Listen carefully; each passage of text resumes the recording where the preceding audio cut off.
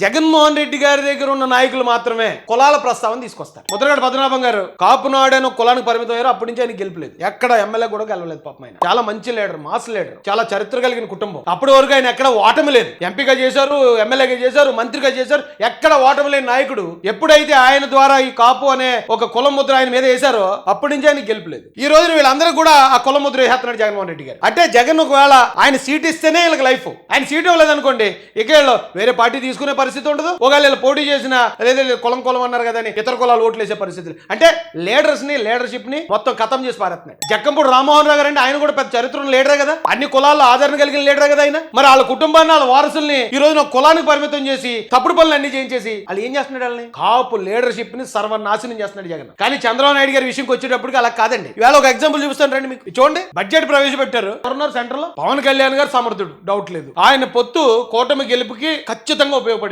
అందులో కూడా డౌట్ లేదు. అయినా చంద్రబాబు నాయుడు గారు ఆయనకి ఇచ్చే విలువ అంతకన్నా ఎక్కువ. నేను చెప్తున్నానండి, ఎందుకంటే ఈ రోజున నా ఫోటో మీతో పాటు అన్ని గవర్నమెంట్ ఆఫీసులో పెట్టించండి అని పవన్ కళ్యాణ్ గారు అడగలే. కానీ ఆయనతో సమానంగా చంద్రబాబు నాయుడు గారి ఫోటో ఎక్కడ ఉంటుందో అక్కడ పవన్ కళ్యాణ్ గారి ఫోటో. ఈ రోజున బడ్జెట్ లో ఆయనకి ఇచ్చిన ఆ గౌరవం జగన్మోహన్ రెడ్డి ఎక్కడ ఇచ్చాడండి? ఏ కాపు నాయకుడు కన్నా. అంటే ఈయన కాపు నాయకుడిగా చూపించట్లేదు నేను, కానీ ఆయన పుట్టిన కులం కాపు నుంచి వచ్చి ఈ రోజున ఈ స్థాయిలో గౌరవం పొందుతున్న వ్యక్తిని మీరు టార్గెట్ చేస్తారా? పవన్ కళ్యాణ్ గారు మీరు టార్గెట్ చేసి ఆయన ఏదో కాపులకి శత్రువుగానో లేకపోతే కాపుల్లో చేతగానోడుగానో ఆయన క్రియేట్ చేసేస్తే కాపు ఓటింగ్ అంతా మళ్ళీ జగన్మోహన్ రెడ్డి గారిని నమ్ముతుందని వాళ్ళు ఎలా భావిస్తున్నారు మీరు? అరే చైతన్యం కలిగిన కులం అది, అధికారంలో ఎప్పటి నుంచో అధికారంలో ఉన్న కులం అది, రాజకీయాలంతా వంట పట్టించుకున్న కులం అది. వాళ్ళు ఎస్సీలు అనుకోండి, అమాయకులు. ఎస్సీలు ఎవరు పుట్టాలనుకున్నారు అని అన్నారు చంద్రబాబు నాయుడు గారు అనగానే నమ్మేసాం మేము అందరం. దాని గురించి పూర్తిగా ఆ విశ్లేషణ అంతా చూడకుండా కాపులు అంత అమాయకంగా నమ్మేరు కదా. ఏది చెప్తుంది? మీరు కాపుల్ని ఎలాగా ఇది చేసేద్దామని ట్రై చేస్తున్నారు నాకు అర్థం కాదు. చంద్రబాబు నాయుడు గారు, నేను మొన్న ఆల్రెడీ సానా సతీష్ గారి గురించి చెప్పాను. ఆయనకి ఇచ్చిన వాల్యూ ఎక్కడి నుంచి ఎక్కడి దాకా ఆయన తీసుకెళ్లారు. ఏమంటే నిమ్మల రామానాయుడు గారు, చంద్రబాబు నాయుడు గారు ఇద్దరు అన్నదమ్ములా అనిపిస్తుంది. మేము ఎక్కడ ఏ మీటింగ్ లో చూసినా సరే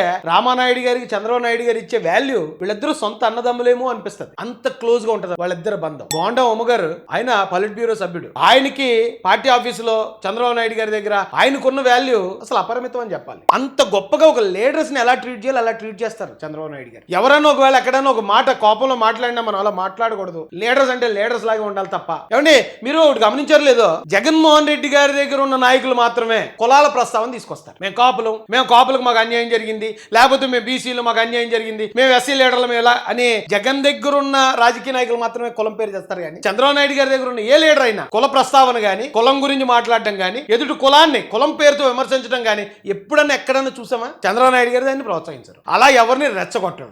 లీడర్ దగ్గర ఉన్న వాళ్ళందరూ లీడర్స్ లాగా ఉంటారు.